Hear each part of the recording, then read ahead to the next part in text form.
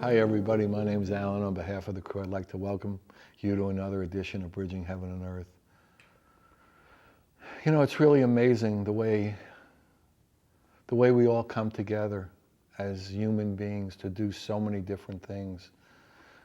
And so many of those things bring us great joy on some level, and so many of those things have real meaning to us.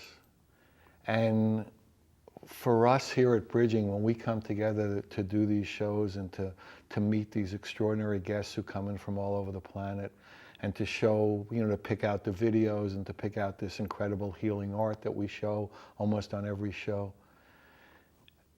something about it is so powerful and so inspiring and so enlivening for us here that really, I mean, we so often feel that this is an incredible gift and a blessing for us to be able to have had this idea, this thought, this vision, you know, a long time ago, and to have been able to keep doing it for, in Earth time, a lot of years for something like this, for Bridging, started out as a cable show, now it's an internet show, and it's still on over 100 cable, in 100 cable cities all over the world, and we just feel so honored and blessed and fortunate to be able to come here and to share the gift of the experiences we've had in doing service together, the experiences we have in experiencing that inner connection, that connection to what people call truth, God, Brahman, oneness, love,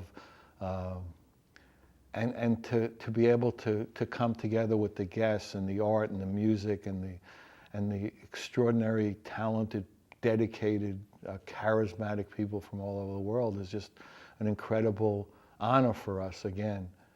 So, you know, we've been talking recently, you know, a lot about the value and the incredible necessity that people feel service. Well, we use the word as service, but really what it is feeling passionate and dedicated in what our daily activities are or could be or we hope to be, that are serving the greater good, or however you would describe it, serving humanity in a broader, more powerful way. And for us to come together like that and to be able to do that, I know that that's the dream. And we were talking to a bunch of different people who've been involved in spiritual communities, in spiritual endeavors and spiritual activities for a long time, however you describe it, and how the hunger and the desire is to make these types of activities available for more and more people, that more and more people, and to be able to support that on this bridge between heaven and earth, to be able to allow people to work or do service, or however you would look at it, for the Bridging Heaven and Earth of the world, for the Love Foundations of the world, for the Michael Tomoras of the world, for the Law of Times of the world, for all those dedicated and powerful spiritual groups that now are operating as volunteers, or a little bit of money here, a little bit of money there, but really to be able to support more and more people so that they could feel that their daily activities, instead of being involved in something that they're not really passionate, that they're not really dedicated to, that they do because they have to pay the rent, they have to pay, the mortgages and the food and the gas and all the things for the cars, and to pay for their children's education. So what a gift that would be, is that if more and more of us could be involved in what we use the word service, more and more of us could be involved in doing things that we're passionate and dedicated to, and really feel committed to, as a way for us as a human being to serve the greater good, to serve that God, to serve that unconditional love, to serve that infinite, to serve that inclusiveness, to serve what we call the oneness. And, I've been talking for a long time that we're kind of, as a human species, on the cusp of that, as a cusp of those light workers and those light organizations being supported in that a feeling of being part of that service, of being part of that growth into that love, into that unconditional love. And maybe this moment is the tipping point where we can come together in love, in truth, in collaboration, in creativity, and start really recognizing the value of more and more people and organizations who are serving that unconditional love. And as that happens, and as we can raise that quantum level and that quantum recognition, we certainly can support those things as a species on the bridge between heaven and earth. We can build those new paradigms. And that, is our dream, that is our hope, that is our vision. And, this is what we were talking about in different groups of people, that wouldn't that be lovely if 50 people could be working, serving together on Bridging, or on the Love Foundation, or on the Law of Time, and being supported in a reasonable way, and being able to pay their bills and health insurance and all that as we would need it, as we're building the new paradigms and moving towards more heaven and less earth in that way, more love, less fear, more cooperation, collaboration, creativity, rather than separation. And tonight's guest, once again, is one of those people who's dedicated his life to that movement, that growth, that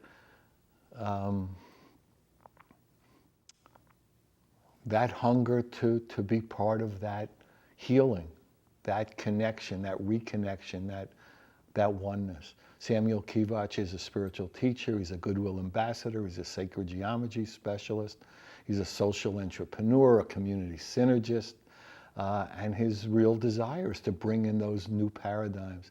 And he does it with sacred and healing products, pendants and bottles. And he's really dedicated to building a new society based on collaboration, creativity, and love. And we're extraordinarily honored to have Samuel here with us. And Samuel, for a long time, has been what we call our bridging rep on the West Coast. And he is unbelievable with bringing us new ideas and new people, and just trying to really allow Bridging to know the great individuals and organizations and people that he's come across that really are trying to serve the love. And as most of you know, we are in the middle of an incredible international healing art project. It came as a dream, it came as a vision, as a healing, as an acupuncture for the planet, that we would reach out to the world and use the bridging distribution system that literally goes out all over the world. And say anybody who produces a new original piece based on the theme Bridging Heaven and Earth, any size, any format, any skill level, any age, get the pieces to us here and we will show them on the show. We'll have art exhibits, we'll have gallery openings, we'll have, hopefully get them in hospitals and museums. We'll have art project shows. And, that project has been so powerful and so inspiring and so enlivening for all of us. And as of now, we've received over 450 pieces, all new original pieces based on the theme Bridging Heaven and Earth. Go take a look. HeavenToEarthArt.com, HeavenToEarthArt.com. And I guarantee you'll be blown away. It's about the energy of the infinite, about inclusiveness and unconditional love. Everyone is welcome. The more people involved, the better. The more people involved, the better the healing. And tonight we have two beautiful pieces that have been done for the art project. One by Samuel and one by a great friend of Bridging, Ricky Huffnagel, a fusion artist who's done two pieces. If you want to be inspired, go to Ricky's website through the art project website, which is, go to the artist page on HeavenToEarth.com and look under R for Ricky, and you'll see two of her amazing pieces, and you'll see one here tonight. And also we show music videos as well, art music videos, and tonight we're going to show two beautiful music videos. One is by the Guru Ganesha Band, 1,000 Suns. You've seen other of the Guru Ganesha Band videos here, and they're magnificent. And another new friend of Bridging, Kokila Bennett, has done a beautiful video called Bermuda. So again, it's an opportunity for us to come together. We have beautiful art, beautiful music. It's all about the love. It's all about the healing. It's all about unconditional love and collaboration. So please join me in a short meditation. Then we'll come back and we'll have the videos, we'll have Samuel, we'll have art. And really it's an opportunity for us to just feel love and share it as we normally do here at Bridging. So join me in a short meditation, and then we'll have an incredible 50 some odd minutes of love.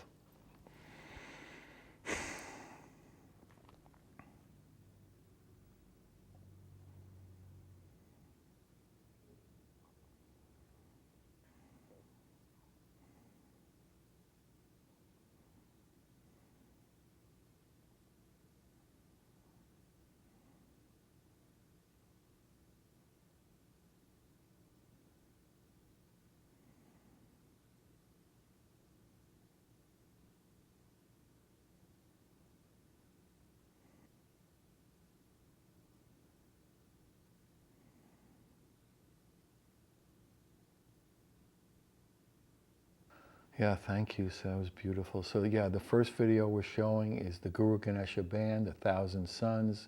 This is featuring Guru Ganesha and Paloma Devi. It's the GuruGaneshaBand.com and SpiritVoyage.com. You've seen their videos before. They're magnificent, they're powerful, they're beautiful, very heartfelt, very, very dedicated once again. So it's beautiful, love it, enjoy. Thank you.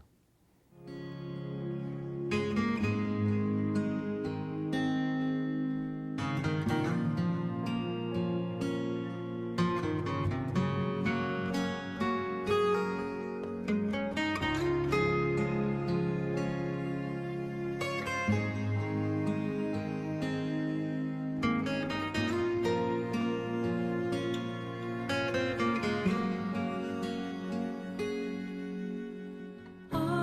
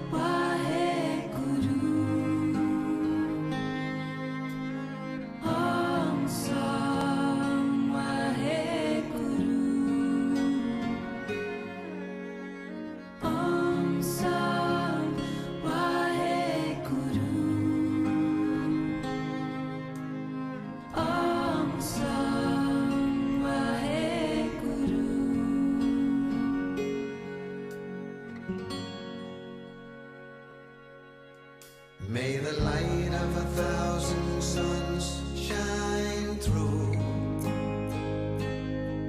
Live the life of grace that you were meant to.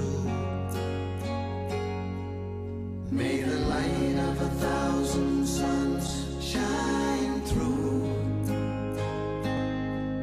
Live the life of grace that you were meant to. Waheguru, Waheguru, Waheguru, Waheguru, Waheguru, Waheguru, Waheguru, Waheguru,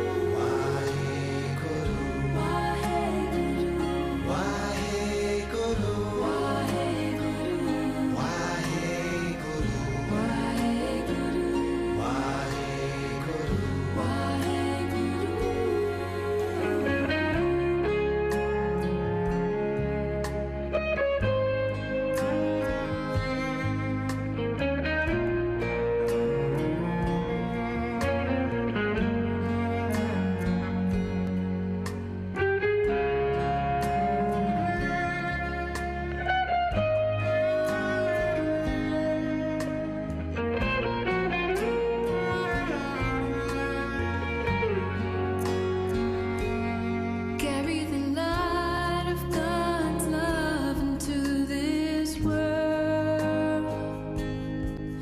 Be the open heart the earth longs for. Carry the light of God's love into this world. Be the open heart the earth longs for. Can you feel it? Can you feel it? Can you feel it Can you feel it in your heart? Can you feel it? Can you feel it? Can you feel it? Can you feel it? Can you feel it Can you feel it in your heart? Can you feel it?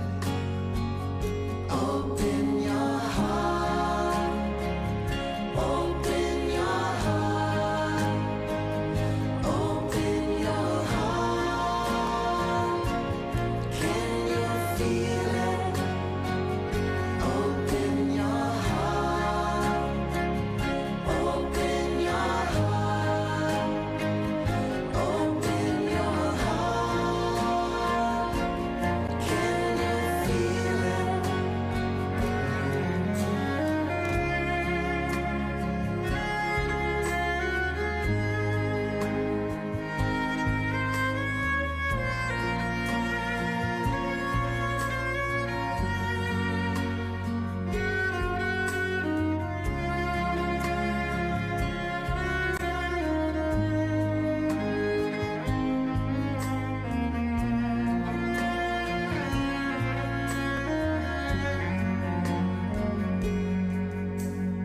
Om Sam Waheguru. Om Sam Waheguru. Om Sam Waheguru. Om Sam Waheguru. Om Sam Waheguru. Om Sam Waheguru. Om Sam Waheguru. Om Sam Waheguru. Om Sam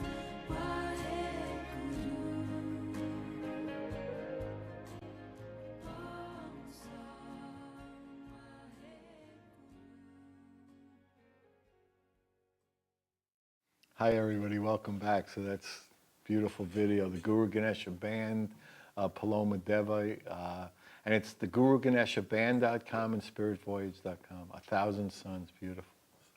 So welcome, Samuel. Thank you for having me. It's such a great pleasure to be here on the set with you because we talk so much. Yes. So you did this beautiful piece, Androgyny Revisited. Why don't you talk to people about what it meant to you and how that Sure. went? In sacred geometry, the straight lines are considered masculine, and the curved lines are considered feminine.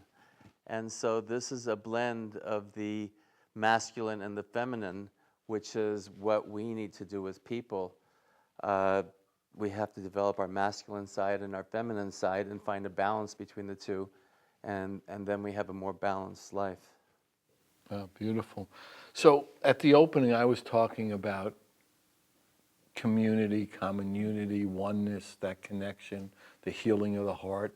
And I know that, community and being of service to that is so important. Why don't you talk a little about what, community and common unity mean to you and how, it came to be like your service and a way that you, feel the love and share it? Well, in this century, the 21st century, I developed a online Sacred Friends community.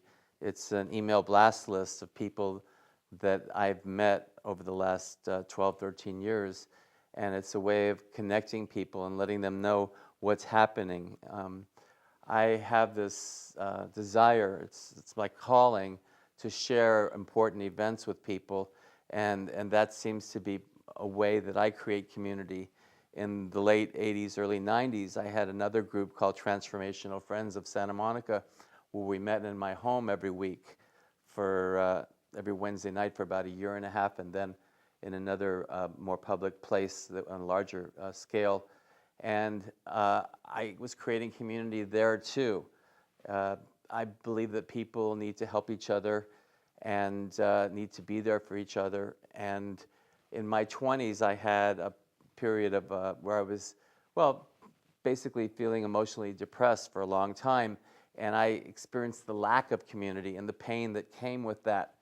And so as I pulled myself up from that situation, I tried to help some other people that I knew were still suffering. And when I would be with them, I would be pulled down by them. So I created a community where we could all help each other and work together. When I meet someone, I automatically go into a phase of what does this person need and how can I help them to get where they need to go to their next level of spiritual development. That's just an automatic place I go to. And if we all did that for each other, we would have communion with each other, community with our fellow man, fellow woman. We could have a more integrated world.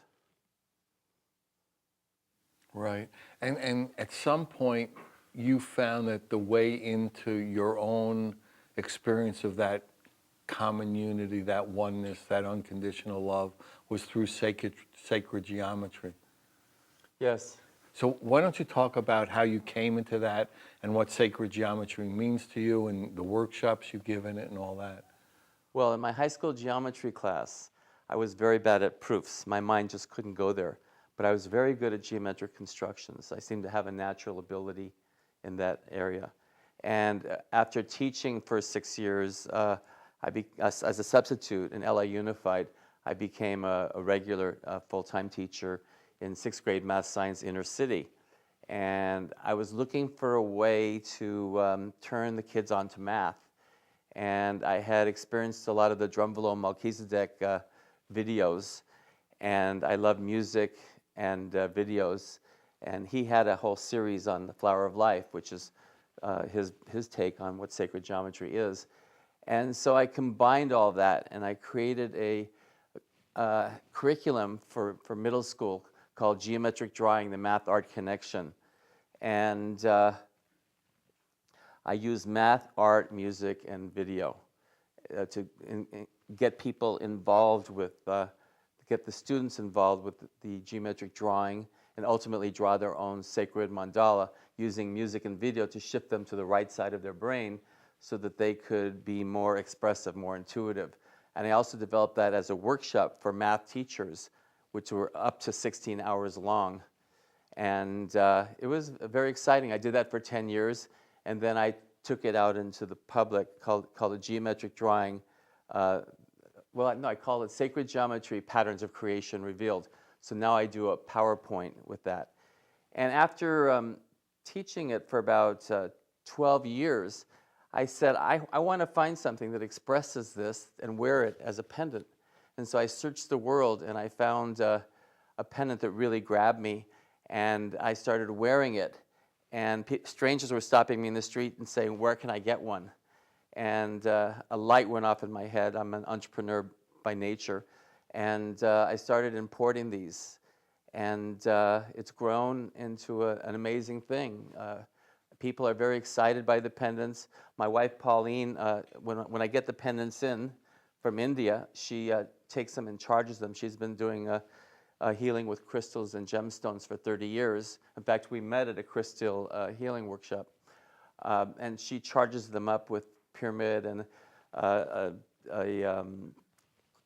patterns and grids and crystal skulls, and she charges them with very positive, life-affirming energy, and it really is a alchemical transference that happens. And when people come near the pendants, they feel the energy, and they see the aesthetic beauty, and so sacred geometry has become an intricate part of my life. I'm constantly working with these patterns, and I can't stop creating more. I see something that grabs me, and I have my craftsmen in India make a pendant out of it. I have over like 40 different patterns.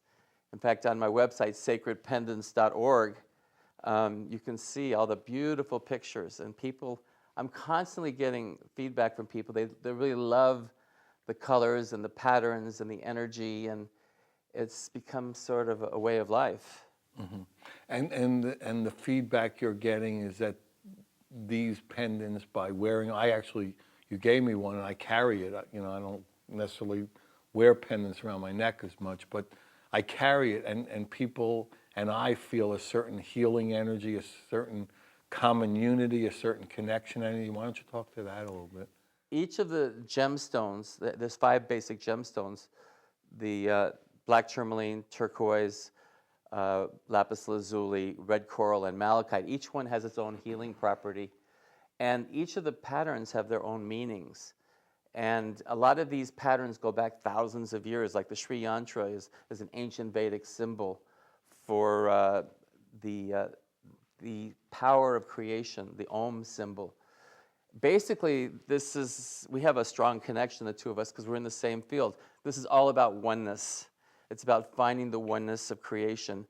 And sacred geometry actually shows us, through mathematics and through the pattern, the divine intelligence, this infinite pattern that repeats itself over and over again, how there is a grand design to life, how there is a divine purpose, and how there is a fulfillment of something that happens over and over again and builds universes. And it can be explained mathematically, and it can also be used intuitively to create our own sacred symbol. It's a strong, definite path to the Godhead. And once you get into this world, there's no coming out of it. You actually ultimately break through into the limitless unknown, beyond, which is the source of all creation, something that can't be put into words. But it's a way to get there. And so you find the people who have the pendants start becoming more and more involved, both energetically and on the earth plane, in sacred geometry, in finding that space beyond all geometry in a certain sense. It depends on the individual. Not everybody's going to follow this path. I find that most people have an innate sense of knowingness, innate feeling that they really like what they're seeing. In fact, that's what's so exciting, because the pendants they sell themselves, the sacred geometry has such a universal appeal. It seems like it's not like a fad. It's like intrinsic to life itself. And it's always a choice. If you want to go down that path, it can be a viable way. viable spiritual path. Not everybody's going to take that path, but people who wear them seem to really enjoy them. People who see them on the person wearing them seem to be attracted to them, and it's exciting. And do you find that people, as soon as they start looking, have a feeling for which pattern and which energetic vibration that they're drawn to almost right away? It depends on the person, but as my wife Pauline says, you don't choose the pendant chooses you. So it's a combination of the pattern and the gemstone, and it's something that's not logical. It's something that is from another place where you just sort of, my first spiritual teacher used to say, never buy anything unless it shines out at you like black fire on white fire. And so the one that glows the most, the one that attracts you the most, you're going to be drawn to if you allow yourself to surrender deep enough to your intuition. Wow, that's beautiful.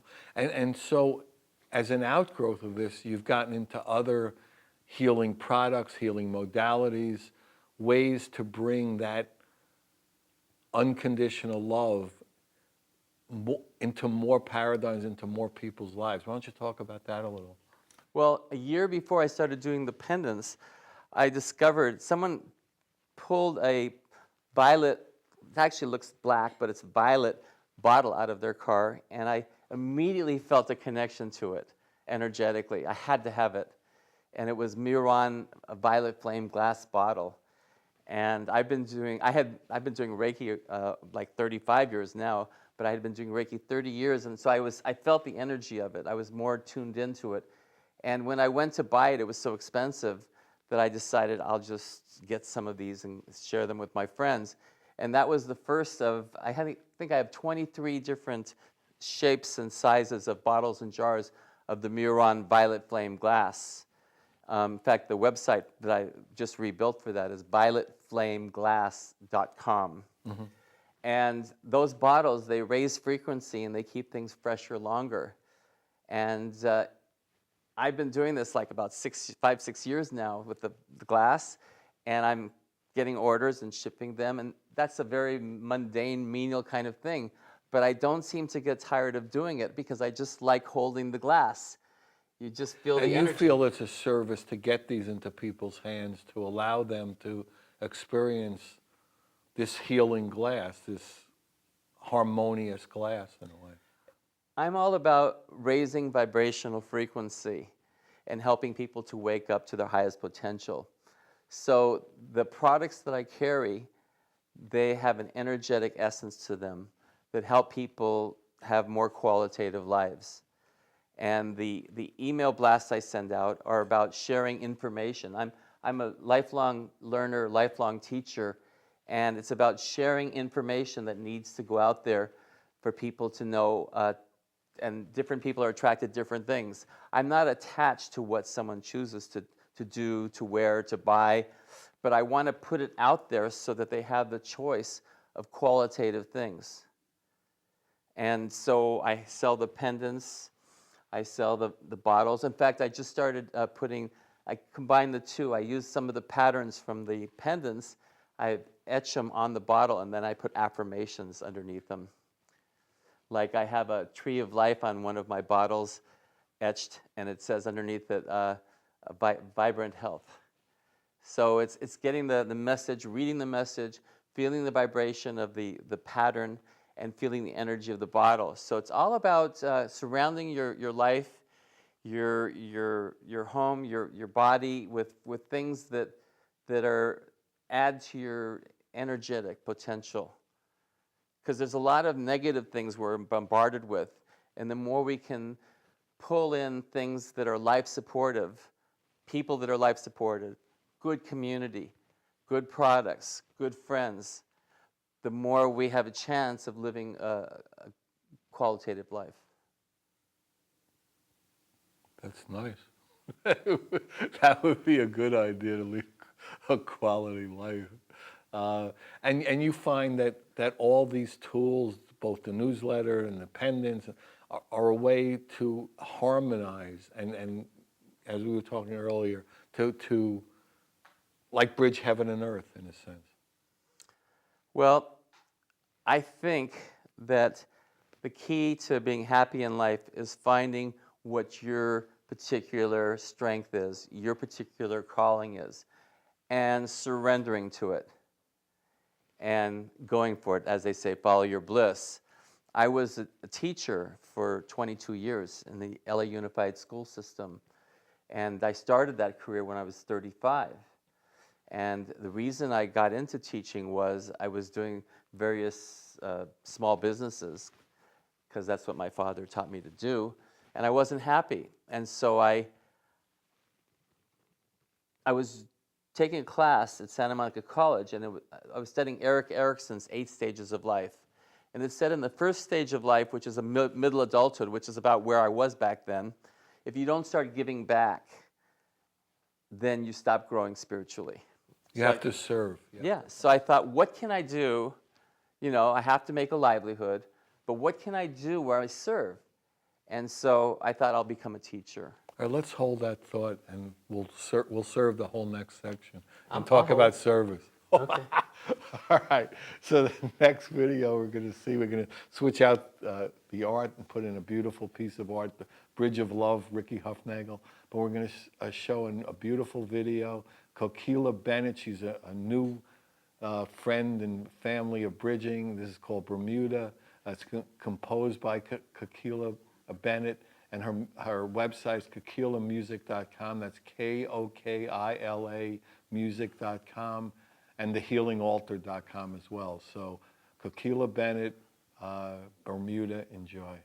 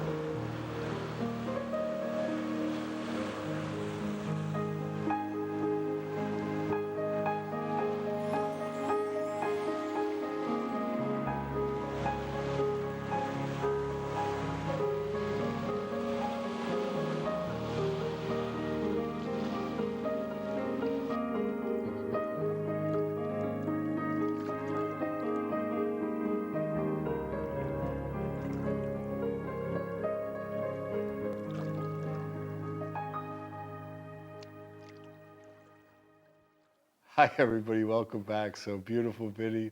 Kokila Bennett, Bermuda, kokilamusic.com again. And the incredible piece of art you're singing between Samuel and I, as I said earlier, is from a good, beautiful friend. She's done another piece, Ricky Huffnagel. If you want to see the other piece, go to the Heaven to Earth Art website. Under R, go to Ricky Huffnagel. See two amazing pieces. She's a fusion artist. She's a prolific healing artist, incredible being, painter, healer, psychic as well. So many people involved in the project, psychics. And this is called Bridge of Love. Ricky is from Beaumont, California in the United States. And it's rickysart.com, R-I-C-K-E-Y, S-Art, rickysart.com. And remember, everyone is welcome to join us. The more people involved in the Healing Art Project, the better the healing, the better the acupuncture.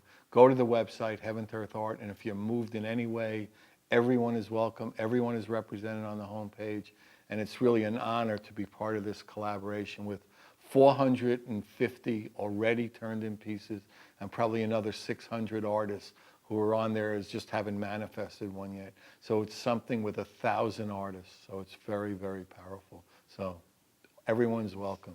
So Samuel, Yes, sir. everyone's welcome. And we were talking earlier about service and healing. And why don't you talk about, how you really came into your service and, what you did in school and how that, expanded and manifested out.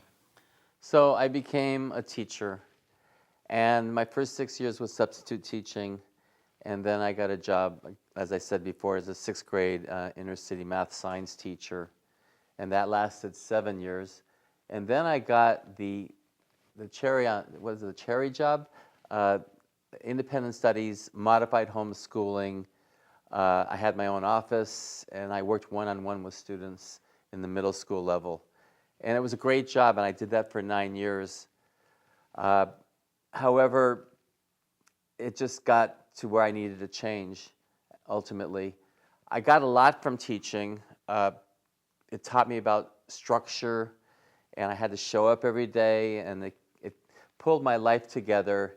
It was very therapeutic and highly, highly challenging. One thing that comes to mind during that period, they offered a program for social studies teacher, which is something I also taught at Pepperdine. It was a grant. It was funded by a Keck Foundation grant, and so you only had to pay $200 for a $1,000 class. It was a master's program, and I went for it because I thought if I ever wanted to teach, junior college or private college, this would give me that opportunity. And after my first semester, I felt like I was in over my head. I'm not really that academic by nature, and I didn't have a lot of the skills required. And I wanted to run. It was very hard. I was teaching full time and going to school one night a week and all the tests and papers and things. I wanted to leave the program, but my soul wouldn't let me. And it took 2.5 years, and it was probably one of the very hardest things I ever did. And it was miraculous that I actually finished and got my master's in American Studies. It taught me a lot. It taught me that we can do anything in life if we set our mind and our heart to it. And we just keep going one step at a time, little by little.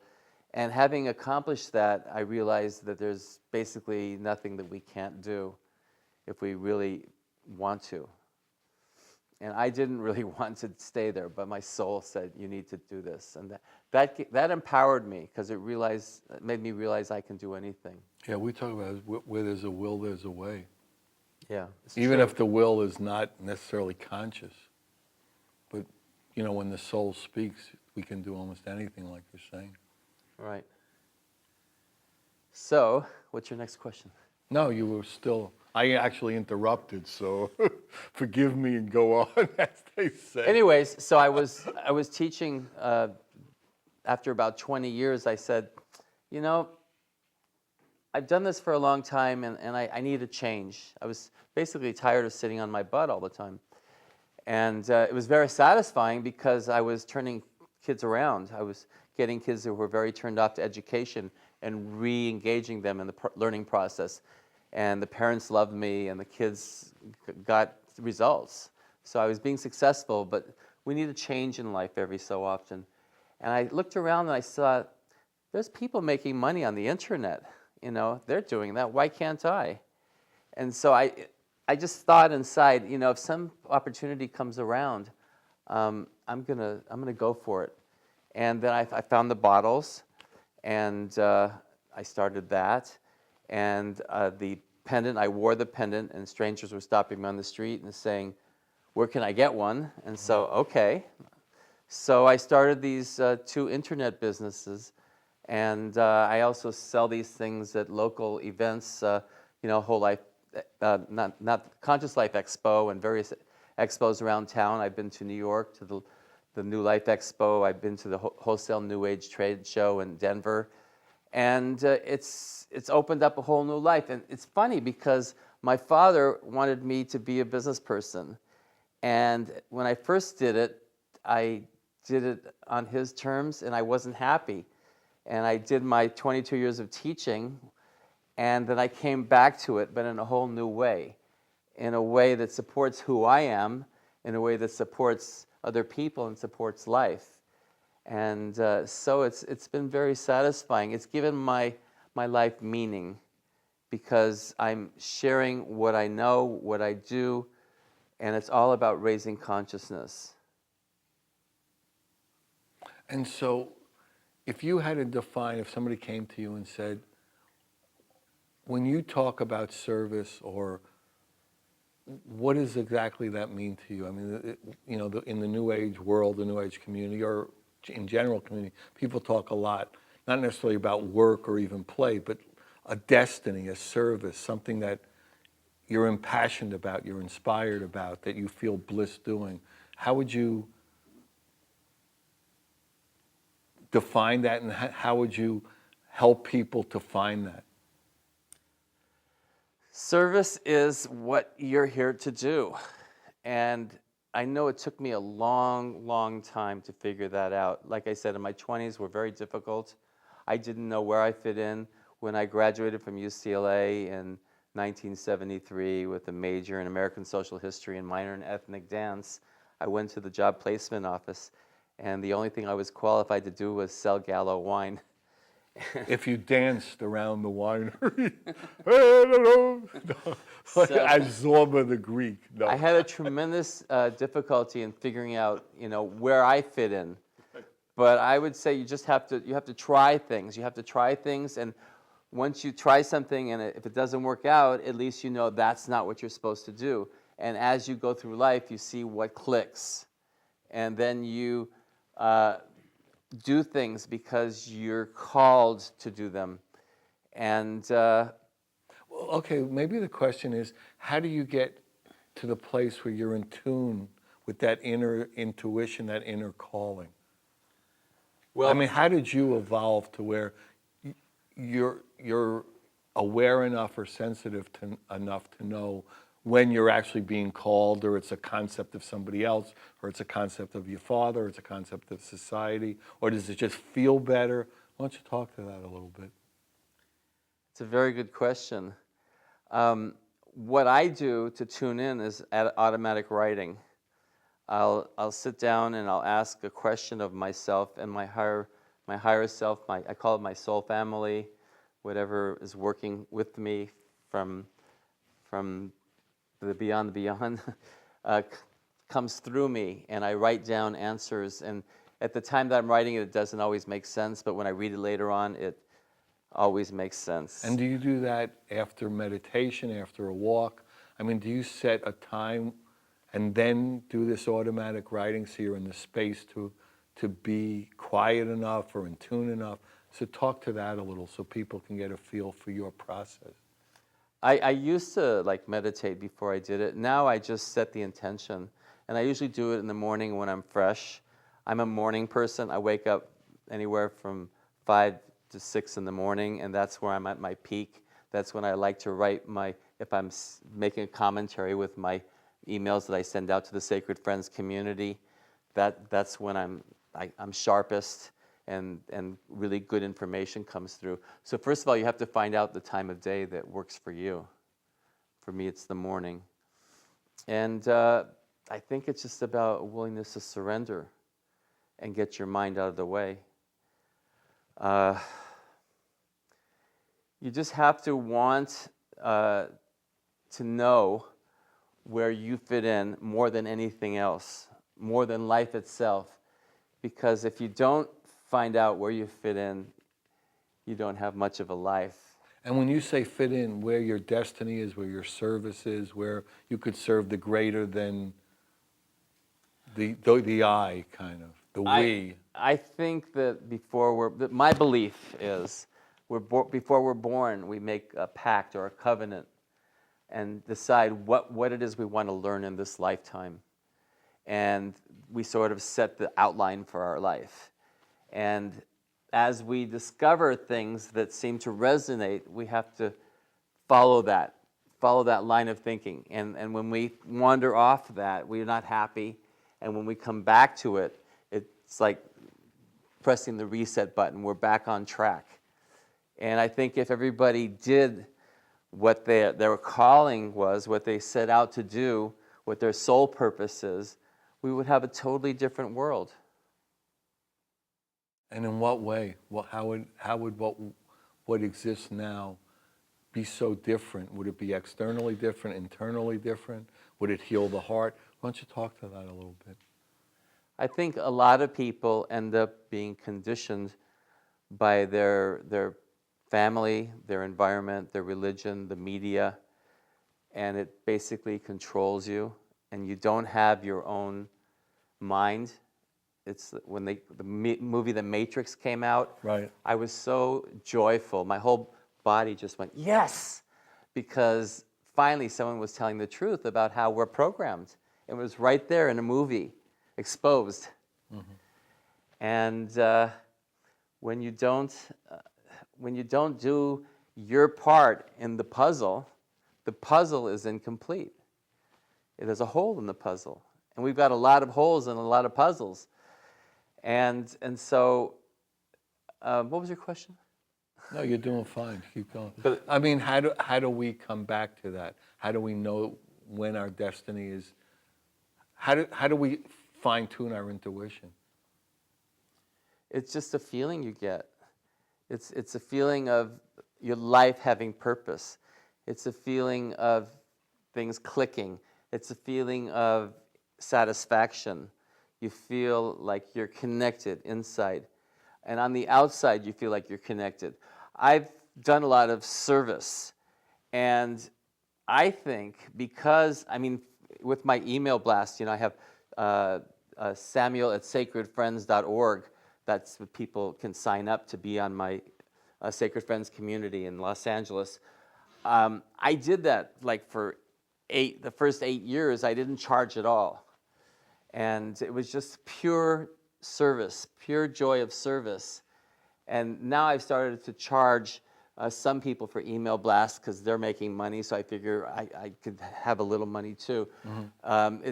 I don't charge everybody. I work out all kinds of... It's arbitrary. Yeah, it's arbitrary.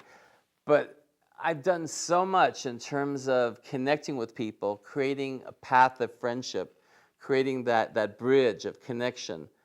I've put so much energy into being the town crier, being the person that helps a person connect with what they need to connect to, because that's what I do. If I don't know the answer to your question, I'll tell you who to go to get the answer. And I think that's put me on a whole other level of being. What is abundance? What is true abundance? It's abundance of the spirit of giving. And when you get into that flow, into that field, your whole karma changes. And all of a sudden, you become more abundant on all kinds of levels in terms of friendship, in terms of inner and outer satisfaction, in terms of making more money, because you are in that flow. And the universe wants to support us. The universe basically challenges us. And it says, do you really want this? Let's end on that the universe wants to support us. We're coming to the end of this show, so the universe wants to support us.